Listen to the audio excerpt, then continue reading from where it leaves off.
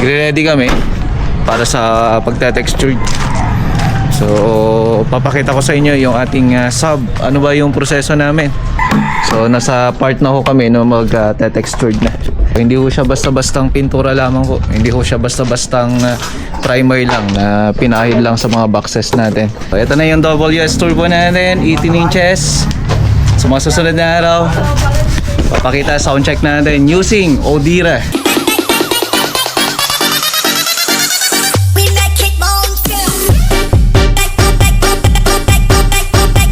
Gandang araw. Kaya gising to. Galing tayo ng Pampanga no isang araw. Ngayon nga, eto. Nandito na yung mga speakers. West Valley Audio. Nandito yung speaker natin. 12, 15, and 18. Pakilala na natin to. Susunod na video. For now, ready kami para sa pagte-texture. So, papakita ko sa inyo yung ating sub. Ano ba yung proseso namin? Primer pa lang po ito, pero kung makikita nyo, nakala mo finish na. Yan. Yan o. Primer pa lang po ito. So, nasa part na ho kami na mag-textured na. So, sinabit ko na. Sabi ko nga sa tropa, ayoko yung diskarte ng isang araw. Parang mas maganda kung nakasabit. Balance na balance, oh. So halos lahat to. Kanina pinakilo ko muna to para kako malaman natin kung magkano yung or magkano yung magiging costing nung ship kasi maraming nag-order sa magkakaibang lugar. At tinatanong nila kung ano yung finish nung pintura na ginagawa natin. So siguro ito yung magiging example na kahit na hindi pa ho totally finish makikita nyo na po na kahit primer pa lang po yan maganda na. So ang gamit namin na primer dito ay yung ating primer block. Ito. Yan, epoxy primer po yan. So hindi ho siya basta-bastang pintura lamang po. Hindi ho siya basta-bastang primer lang na pinahid lang sa mga boxes natin. So sa atin po kasi yung sabi ko nga sa inyo yung quality ng trabaho at saka yung outcome ng trabaho ay napaka-importante niyan para sa akin. Hindi lamang dun sa tunog niya, syempre dapat bawi din sa itsura. Hindi naman dahil sa pogi lang yan, baka naman wala sa tunog, parang gano'n. So dapat balance Hindi yung gumawa tayo dahil sa itsura lang. Hindi rin naman tayo gumawa para sa tunog lang. Dapat parehas yan. Parehas na maganda yung tunog, maganda rin yung itsura.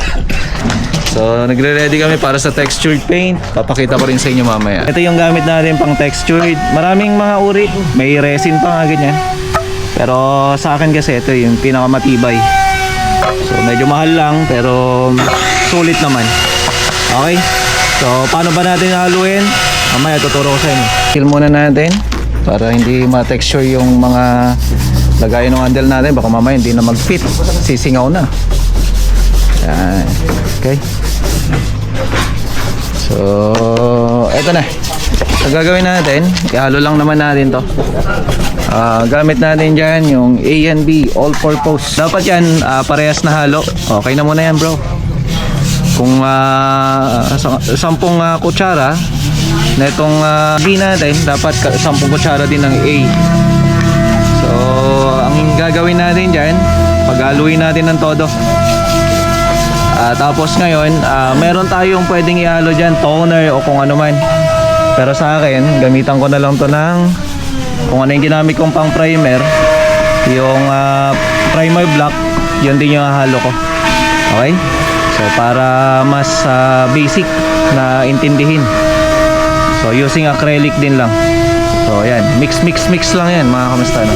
Okay, so halo-halo lang yan. Lalaing yung prank. Ano, love na ka ni kwa? Mamay. Ni Mamay. Tuwain na natin to. Pag na-mix na, sige pa, prank. Dapat walang matitirang puti. So dapat yan, mahalo na maigi. Tapos ang gamit natin dito yung splatter. Eto siya. So napanood nyo na to sa mga last na videos ko. Pero syempre marami pang hindi nakapanood. Papakita natin kung paano tayo mag-texture using Ayan, splatter. Tapos yung A and B natin. Kaya haluin mo ng maigi, Frankie. At gagamitan din natin to ng acrylic thinner. So, eto may thinner na to. Haluin na natin para sure ball. Okay, sige pa.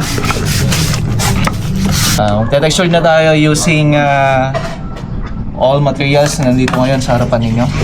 So kung napapansin nyo, ito may nahalo na ako dito. So ito na yung mix namin na merong A and B. So ang gamit ko kasi dito A and B na pang texture. Yan, tsaka to. So kung ano yung halo dito, kung buo to, buo rin na ito. Ngayon, mangyayari dyan, pag na-mix mo yan, haluan natin siya ng jet block or yung ating epoxy block, pwede po yan. O kaya toner, pwede po yan. Tapos, syempre, acrylic thinner. So, maraming nagtatanong about dito sa pag-texture natin at kung paano.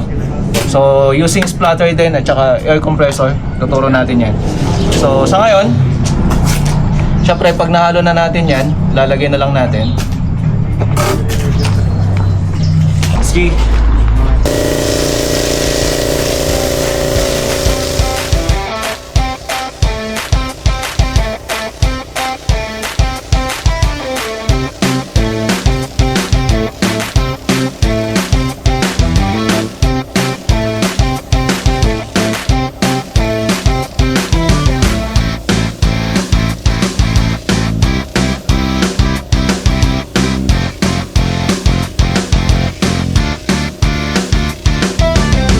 Tingnan natin na malapitan.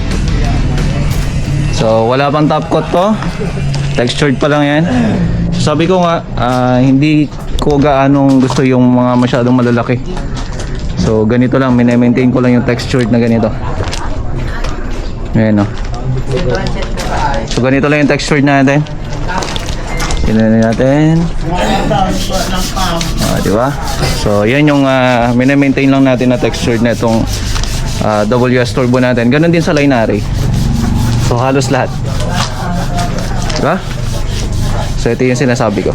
Sunod na natin itong isa. Ayan o.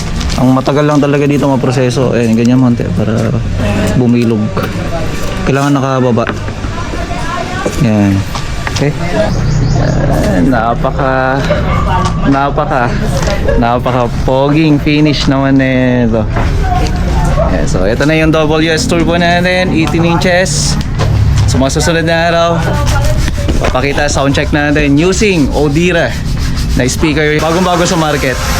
Pero syempre magkakaroon muna tayo ng review. Kita-kita tayo sa susunod na vlog.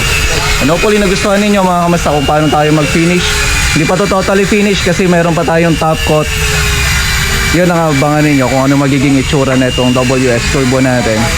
Nailagay yung accessories, nailagay yung rubber footing.